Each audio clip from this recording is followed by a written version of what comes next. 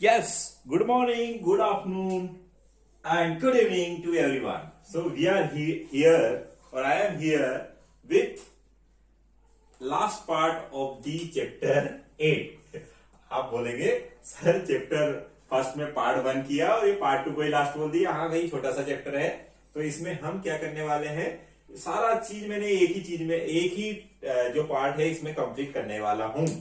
तो पहले ये नेक्स्ट टॉपिक हमारा क्या है, electro chapter number 8 and name of chapter is electromagnetic waves and topic name is EM spectrum, electromagnetic spectrum. देखिए क्या होता है electromagnetic spectrum, the systematic sequential distribution of electromagnetic waves in ascending order or descending order of frequency or wavelength is known as electromagnetic spectrum, electromagnetic spectrum। तो कुछ नहीं है, जो electromagnetic waves होती है इसके नंबर ऑफ पार्ट्स होते हैं, नंबर ऑफ काइंड्स होते हैं, उनको एक सिस्टमेटिक अरेंजमेंट में या तो वेवलेंथ के फॉर्म में या डिक्रीजिंग ऑर्डर वेवलेंथ में या इंक्रीजिंग ऑर्डर वेवलेंथ में या फिर फ्रीक्वेंसी के डिक्रीजिंग इंक्रीजिंग ऑर्डर में अरेंज करने का जो सिस्टम है उसको हमने बोला है स्पेक्ट्रम। जैसे आपने लाइट का स्पेक्ट्रम देखा था जिसको हमने बोला था वीव, वैसा ही इसका भी स्पेक्ट्रम होता है। The range of wavelength varies from 10 to the power -12 metre to 10 to the power 4 metre. मतलब बहुत कम वेवलेंथ से लेकर बहुत ज्यादा 10 to the power 4 metre. 10 to the power 4 metre means कितना हो जाएगा, 10,000 मीटर। तो ये होती है गामा रेडिएशन के लिए, सबसे कम जो होती है गामा रेडिएशन के लिए, और सबसे मैक्सिमम जो होती है वो रेडियो वेव्स के लिए। ये याद रखना है, शॉर्टकट है ये। अब देखिए मेरे एक फॉर्मूला बता रहा हूं आपको, ये फॉर्मूला आपको याद रखना है। क्या फॉर्मूला है बच्चों, red man in violet uniform with X gun.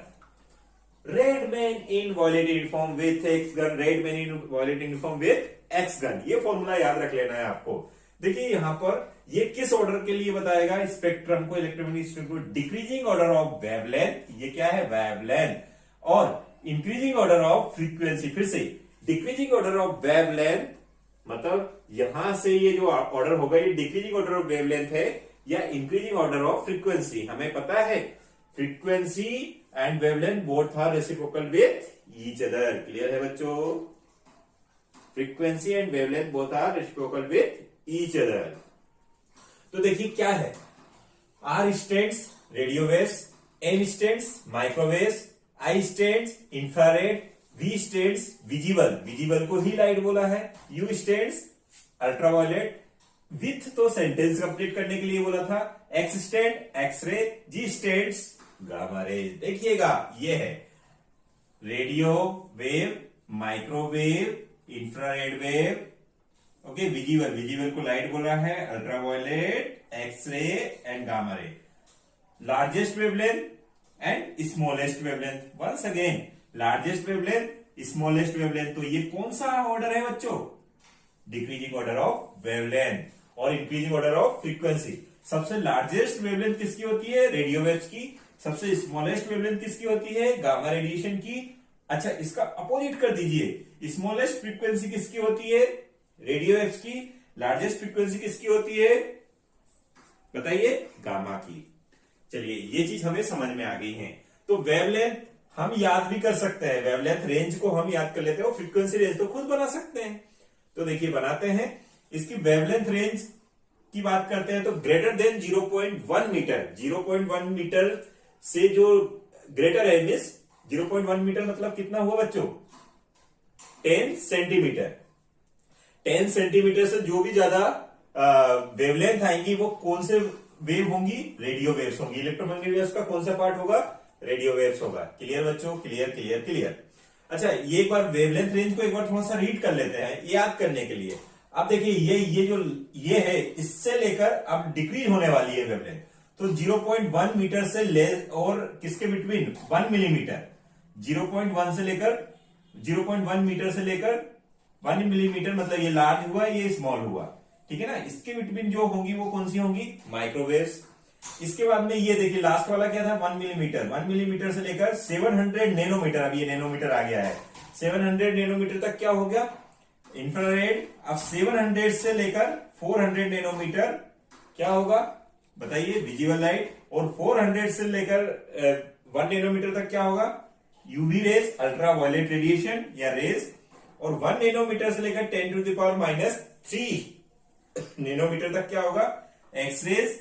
और लेस देन 10⁻³ नैनोमीटर क्या होगा, गामा रेज या गामा रेडिएशन। फिर से greater than 0.1 metre radio waves, between 0.1 metre to 1 millimetre microwaves, between 1 millimetre to 700 nanometre बताइए infrared, 700 nanometre to 400 nanometre, this is visible और light कह सकते हैं। यही हमारा क्या है, विजिबल स्पेक्ट्रम, इसी में मिलेगा विजिबल।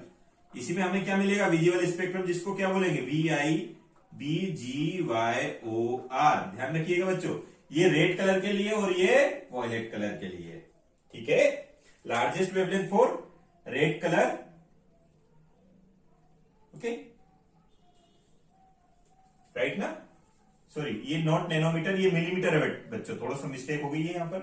तो 700 millimetre to 700 millimetre to 400 nanometre, 4 nano just wait है ना, 4000 एंगस्ट्रॉम टू, है ना, तो 400 एंगस्ट्रॉम को 1 मिनट में कन्वर्ट कर रहा हूं ना, 4000 एंगस्ट्रॉम की वैल्यू होती है 10⁻⁻10, ठीक है, मीटर में हो जाएगा ये, तो ये हो जाएगा 3 10⁻⁷ मीटर, 10⁻⁷ मीटर, 10⁻⁷, तो 10⁻⁴ इंटू 10⁻⁻⁷, ये किस में आएगा, मीटर में। और मिलीमीटर की अगर बात करें तो 10⁻³ डिवाइडेड बाय 10⁻�3, तो ये क्या हो जाएगा, 700 बनाना है ना, तो 100 का मतलब 400 बनाना, तो 100 से मल्टीप्लाई कर देते हैं, 100 से डिवाइड कर देते हैं, तो ये बन जाएगा, इधर 100 किया तो ये 400 हो जाएगा, और ये इधर कितना हो जाएगा, 10⁻⁹ नैनोमीटर, राइट। तो ये नैनोमीटर ही है, 700 nanometre to 700 nanometre to nanometre, ये बच्चों मैंने ये कन्वर्ट करके बता दिया। फिर से मैं एक बार आपको बता देता हूं, फिर से ध्यान दीजिएगा, ये मैं कन्वर्ट करना भी बता सकता हूं आपको, बट अभी डायरेक्ट देखें। Greater than 0.1 metre is what, radio waves. Between 0.1 metre to millimetre, ये क्या होगा, माइक्रोवेव्स। और मिलीमीटर से स्मॉल क्या होता है, नैनोमीटर ही होता है ना, यस। तो 1 मिलीमीटर से less than 1 millimetre to 700 nanometre, this is infrared. और 700 nanometre to 400 nanometre, this is VIBGYOR, या हम कहें लाइट का रेंज होता है।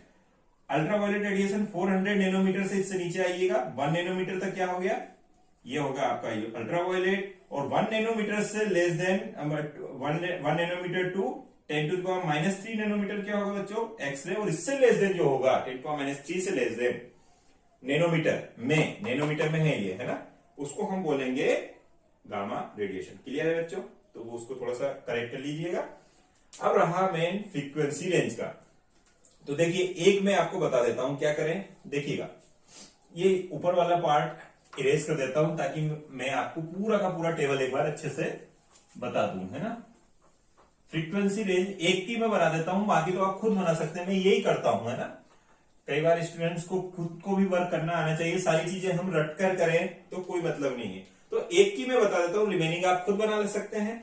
तो देखिए greater than 0.1, lambda equal to, ये रिलेशन याद रखिए, lambda equal to C/ν, this is relation between frequency, wavelength and speed of light. Speed तो कॉमन है सभी में और ये हम एयर और वैक्यूम की बात कर ले तो लैम्डा हमारे पास है 0.1, ये मीटर में ही है तो कोई कन्वर्ट करने की रिक्वायरमेंट नहीं। ये कितना होता है बच्चों, 3 × 10⁸ एयर और वैक्यूम की बात कर रहे हो, न्यू हमें निकालना है, तो इधर इसको क्रॉस कर दीजिएगा, क्रॉस मल्टीप्लीकेशन, तो ये क्या जाएगा 0.1 आ गया बच्चों, 0.1, तो ये क्या हो गया, न्यू आ गया। तो 0.1 का मतलब क्या हुआ, यहां पर एक 0 लगा दीजिए, तो ये कितना हो गया बताइए, बताइए 3 इंटू 10⁻9 हर्ट्स। ऐसा यूनिट क्या होती है फ्रीक्वेंसी की? तो लेस देन 3 इंटू 10⁻9 हर्ट्स की जो भी फ्रीक्वेंसी आएंगी वो क्या होंगी? रेडियो वेव्स की होंगी। चाहे तो मैं 2, 3 बना देता हूं, रिमेनिंग आप बना लीजिएगा, ठीक है। अब कहां से कहां तक बोल रहे हैं वो? 0.1, तो इसकी 2 फ्रीक्वेंसी रेंज निकालनी पड़ेगी। तो 0.1 के लिए lambda 1 is equal to C upon nu 1। तो न्यू 1 इधर ले लीजिएगा, न्यू 1 यहां आ जाएगा, और सी अपॉन लैम्डा 1। तो सी तो 3 इंटू 10⁻8 ही आएगा, पता ही है आप लोगों को। लैम्डा 1 की वैल्यू क्या लिखे बताओ बच्चों? 0.1। तो 0.1 तो आपको क्लियर हो गया, ये लिख लेंगे। चलिए, इसका तो हमें समझ में आ ही जाता है, ये तो इसका आ गया है ना। तो 3 इंटू 10⁻9 हर्ट्स टू 1 मिलीमीटर का निकाल लेते हैं। तो nu equal to C upon lambda equal to C upon nu. तो लैम्डा 2 हो जाएगा, 2 हो जाएगा। बताइए ये न्यू 2 हमें बताना है। 3 इंटू 10⁻8 मीटर ये होता है 1 मिलीमीटर। 1 मिलीमीटर को क्या लिखेंगे? 1 10⁻³ मीटर, ठीक है ना। तो ये हो जाएगा 3 इंटू 10⁻8 8 प्लस 3 हो जाएगा 8 3 11। तो 3 इंटू 11 हर्ट्स। आ गया समझ में या नहीं आया? 3 इंटू 10⁻9 हर्ट्स से लेकर 3 इंटू 10⁻11 ये जो रेंज होंगी ये फ्रीक्वेंसी रेंज होंगी कौन से के लिए? माइक्रोवेव्स के लिए। तो इस रेंज में अगर कोई सा भी आता तो वो किस कैटेगरी में रखेंगे आप? माइक्रोवेव्स में। आया समझ में? चलिए, ऐसा ही मैं ये रेडियो वेव्स इंफ्रारेड आपके लिए छोड़ देता हूं, ये भी आपके लिए छोड़ देता हूं, ये भी आपके लिए। ये तो अब आपको इतनी प्रैक्टिस करनी है। ये इसका बता देता हूं विजिबल का, तो आपको याद हो जाएगा। एक और हेल्प मिल जाएगी इसमें। 700 नैनोमीटर के लिए देख लेते हैं पहले। तो 700 नैनो का मतलब होता है 10⁻⁹ याद रखिएगा। तो इसका पहले निकालेंगे। Lambda equal to C upon nu होता है, lambda equal to C upon nu. तो nu equal to C upon lambda, ठीक है ना। तो ये लैम्डा है, इसमें क्या जाएगा? 3 इंटू 10⁻8। क्लियर है बच्चों? और ये न्यू निकालना हमें, तो ये आ जाएगा 3 अपॉन 700। तो 7 हो गया।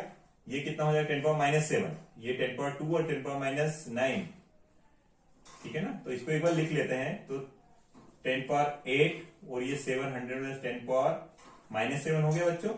यस यस ना। अब ये कितना हो गया? +15। तो 10⁻+15 और ये इसको इधर कर लीजिए 0.4 समथिंग इंटू 10⁻15 हर्ट्स। तो एक तो पहले वाले का तो आपने क्या लिख लिया? Near about 0.4 into, sorry not infrared, ये विजिबल का बता रहा हूं मैं आपको, है ना। तो 0.4 इंटू 10⁻15 हर्ट्स टू। अब सेकंड वाले का निकाल लेते हैं, 400 वाले का। तो 400 वाले का क्या आएगा बच्चों? फिर से बताइए। Nu 2 equal to C upon lambda. तो ये तो रहेगा 3 इंटू 10⁻8 मीटर ही रहेगा, मीटर पर सेकंड। लैम्डा की वैल्यू बताइए क्या होगी? 400 नैनो को 10⁻⁹ और मीटर तो रहेगा वही। तो ये क्या जाएगा बच्चों बताइए? ये आ जाएगा 3 इंटू 10⁻8 और ये आ जाएगा 4 इंटू 10⁻⁷। तो ये आ जाएगा 3 अपॉन 4।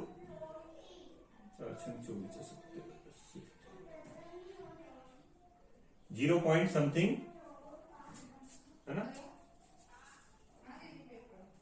बताइए क्या होगा? 0.7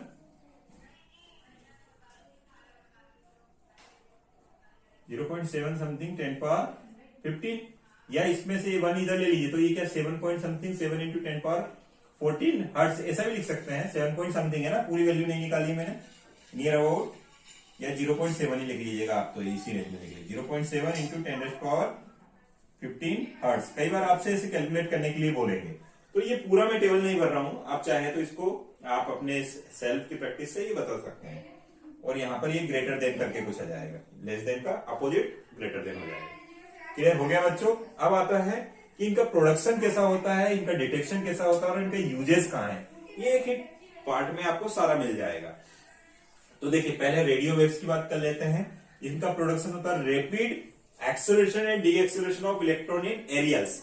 एरियल्स मतलब जो एंटीना होता है उसमें चार्जेस का, इलेक्ट्रॉन्स का क्या होता है, एक्सेलरेशन होता है, स्पीड बढ़ती है और कम होती है, उससे किसका प्रोडक्शन होता है, रेडियो वेव्स का होता है। इसका डिटेक्ट किससे किया जाता है, एंटीना से।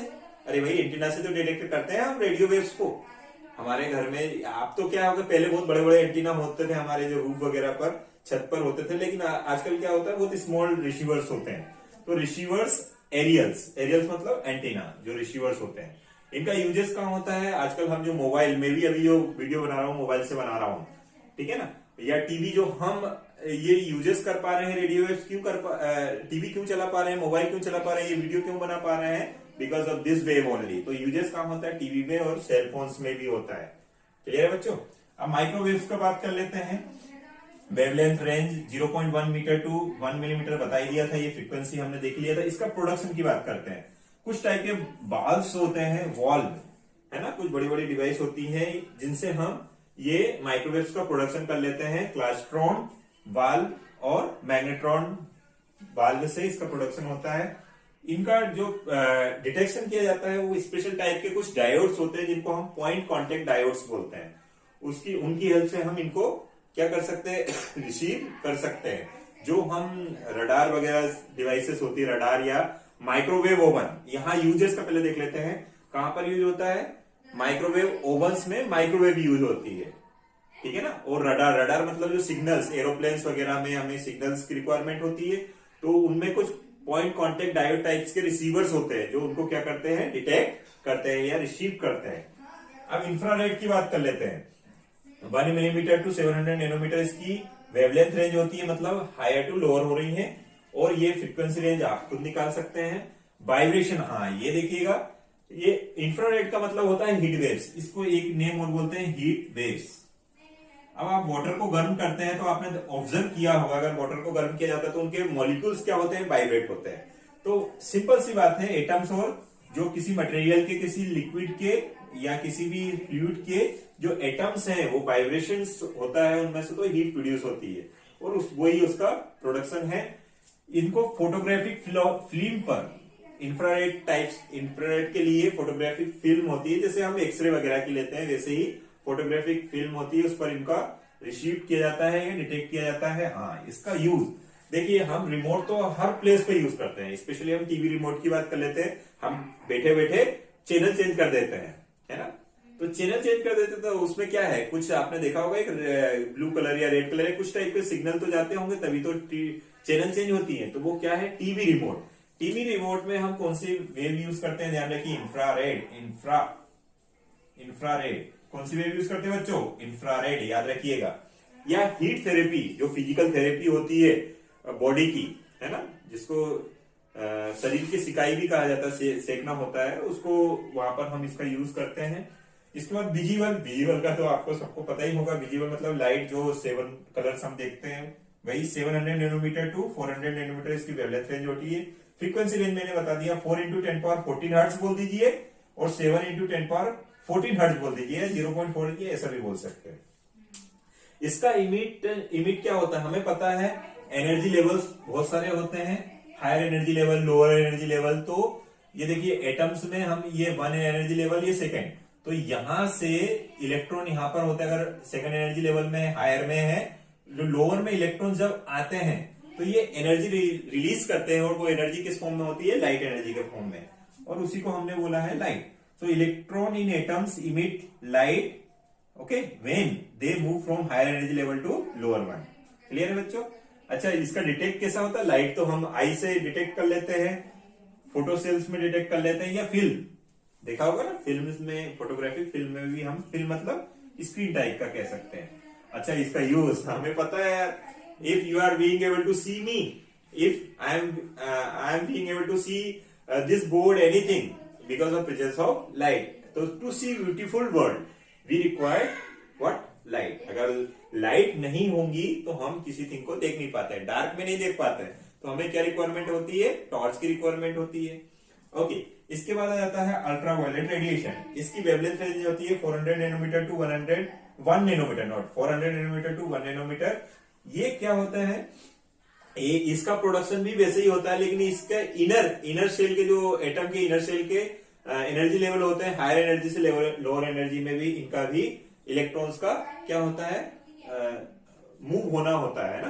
तो inner shell electron in atoms move from one energy level to lower energy level, मतलब इनर साइड के ही है ना। और लाइट में आउटर सेल के भी आ सकते हैं लोअर एनर्जी लेवल में, ठीक है ना। इनका कहां पर प्रोडक्ट डिटेक्शन क्या होता है, तो फोटो सेल्स होती हैं इनकी, या फोटोग्राफिक फिल्म होती है, जैसे ये लाइट जैसा ही है थोड़ा सा, है ना। ओके, इनका यूज, हाँ इनका यूज कहां होता है अल्ट्रावायलेट रेडिएशन का, काउंटिंग, नोट काउंटिंग में होता है, बर्गलर अलार्म, जो चोरों के लिए एक अलार्म बनाई जाती है, कहीं गेट पर लगा दी जाती है कि अगर कहीं से चोर आने के चांसेस हो तो वो अलार्म में हम कौन सी रेडिएशन का यूज करते हैं, अल्ट्रावायलेट रेडिएशन का, या जर्म्स को किल करने के लिए, ठीक है ना। तो आपने देखा होगा कि जो आरओ वगैरह होता है उसमें अल्ट्रावायलेट करके कुछ लिखा हुआ होता है, तो उसमें क्या होता है, जो वाटर के इनसाइड जो जर्म्स होते हैं, हार्मफुल जर्म्स होते हैं, उनको किल करने के लिए भी अल्ट्रावायलेट का यूज होता है, ठीक है ना। आपने देखा एडवर्टाइजमेंट में देखा होगा। अब एक्सरे 1 नैनोमीटर टू 10⁻³ नैनोमीटर होता है, इसकी फ्रीक्वेंसी रेंज आप खुद निकाल सकते हैं। एक्सरे ट्यूब होता है, इसका प्रोडक्शन के लिए एक ट्यूब होता है जो इसको प्रोड्यूस करता है, और इसको भी हम कहा देखते हैं, फोटोग्राफिक फिल्म। अरे एक्सरे देखा होगा ना, कभी हैंड में फ्रैक्चर हुआ, कहीं भी फ्रैक्चर होता है तो हम क्या करते हैं, एक्सरे मशीन के पास जाते हैं या डॉक्टर्स के पास जाते हैं, वो बोलते हैं एक्सरे करवा लीजिए, तो फिल्म पर हमें मिलता है, और ऐसे करके डॉक्टर देखता है यस यहाँ पर फ्रैक्चर है, तो फोटोग्राफिक फिल्म पर इसका डिटेक्ट किया जाता है इसको। अच्छा, इसका यूज कहाँ है, तो बहुत बहुत बहुत अच्छा सा हमें पता है, फ्रैक्चर फाइंड करने के लिए बॉडी में कहां पर फ्रैक्चर है, ताकि उसका ट्रीटमेंट प्रॉपर हो पाए। लास्ट बट नॉट लीस्ट, इसकी वेवलेंथ सबसे स्मॉल होती है और फ्रीक्वेंसी पेनेट्रेट पावर बहुत ज्यादा होती है। तो 10⁻³ नैनोमीटर से लेस देन जितनी भी वेवलेंथ होती है वो किसकी होती है, गामा रेडिएशन की होती है। ओके, फ्रीक्वेंसी रेंज आप खुद निकाल सकते हैं। ये एक प्रकार का एक रेडियोएक्टिव डीके होता है, जो रेडियोएक्टिव मटेरियल्स होते हैं वो उनके अमाउंट को, कुछ उनके मॉलिक्यूल्स को या उनके नंबर ऑफ जो मॉलिक्यूल्स हैं उनको कम करते हैं। तो उस प्रोसेस में हम उस प्रोसेस को रेडियोएक्टिव डीके प्रोसेस बोलते हैं, न्यूक्लियस की। तो उनमें कुछ एक्स्ट्रा पार्टिकल्स भी निकलते हैं, और वो पार्टिकल कैसे होते हैं, उन पार्टिकल्स को हम बोलते हैं गामा पार्टिकल्स, या गामा रेडिएशंस भी बोलते हैं। ओके, इसका detection Compton, gamma Compton scattering, gamma ray spectrum में इनका डिटेक्ट किया जाता है। और यूजेस इसका radiotherapy for tumour of cancer, ठीक है। कैंसर के ट्रीटमेंट डायरेक्ट भी आप ऐसे लिख सकते हैं, इसका कहां पर यूज होता है, ऐसा कैंसर ट्रीटमेंट में कौन से रेडिएशन का हो सकता है, गामा रेडिएशन का, क्योंकि ये जो क्या बोलते हैं, जो ट्यूमर बन जाता है कैंसर में ट्यूमर जो बन जाता है, तो उसको पेनिट्रेट करने के लिए बहुत ज्यादा हाई फ्रीक्वेंसी की इलेक्ट्रोमैग्नेटिक वेव चाहिए, और वो कौन है, वो गामा रेडिएशन है। स्मॉल वेवलेंथ हो, जिसकी स्मॉलेस्ट वेवलेंथ हो और हाई पेनिट्रेटिंग पावर हो, तो इसलिए हम कैंसर ट्रीटमेंट में कौन सी रेडिएशन का यूज करते हैं, gamma radiation. So I hope you understood all concept related to electromagnetic waves. इतना ही था। अब हमें नेक्स्ट पार्ट, इसका एक पार्ट और बनाएंगे, ये पार्ट 2 होगा आपका। तो पार्ट 3 में we will discuss about some mathematical concept and numerical related to this chapter, और इसमें पूरा आपका सिलेबस कंप्लीट हो जाएगा। तो वैसे ही ये चैप्टर अपने आप में बहुत स्मॉल था, और इसको अब स्मॉल कर दिया है। So thank you for watching this video. Keep enjoying, keep learning.